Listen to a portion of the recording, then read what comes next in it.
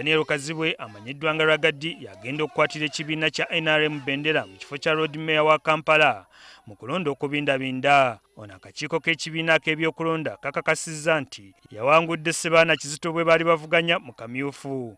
Kazibwe awangudde n'obululu 5,887 ate Ssebaana n'abuukayo n'1,1539.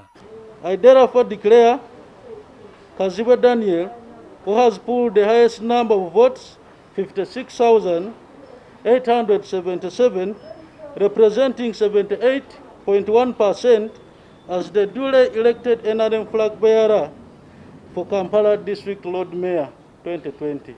Okulangirira kwa leero kuddiridde obululu bwa bano okuddamu okugattibwa ku kitebe ky'akakiiko k'ebyokulonda mu NRM oluvannyuma lw'okubala n'okugatta okwasooka okutankanibwa oluyi lwa Ssebaana.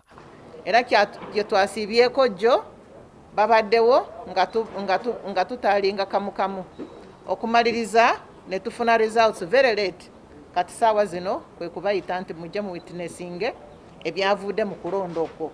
Abakola ku byokulonda ku kitebe kya NRM era batubuulidde nti olwaleero bazzeemu okubala obululu bw'omubaka omukyala n'akwatira ekibiina Bendera mu kibuga ky'Embaale oluvannyuma lw'okubala okwasooka nakwo okutankanibwa. Tugenda kutandika kubala leero mpola mpola kubanga basitaafu baffe bonna nabo bakomyewo, abangi bakomyewo, kati tugenda kutandika eby'Embaale leero. Bano era bagamba nti olunaku lw'enkya baakusiiba mu divisioni y'e Lubaga nga balondesa abesimbyewo ku kifo kya Road Councillor omusajja n'omukazi kubanga ebyasooka byalimu obuvuyo. Mu kifo ky'okuwandiika bisatu baali bateekako 1,000 mu maaso bateekako 1 mu maaso ne bateekako 1 and 300 like making 1,300 in small village like this.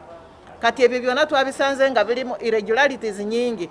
Kati abalondesa twabajjeeko tugenda kuleeta abalondesa bapya bakaring out that exercise. Bo abalonzi b'e Mawogula North ne West mu Ssembabule baweereddwa amagezi okusigala nga bagumiikiriza kubanga okulonda okwabwe kwakubeera mu ssabbiiti ejja oluvannyuma lw'okulondesa kw'abakiise b'abantu abalina ebifo eby'enkizo. Ssembabule egyo tugenda kugikolako nga tumaliriza obululu bwa special interest groups.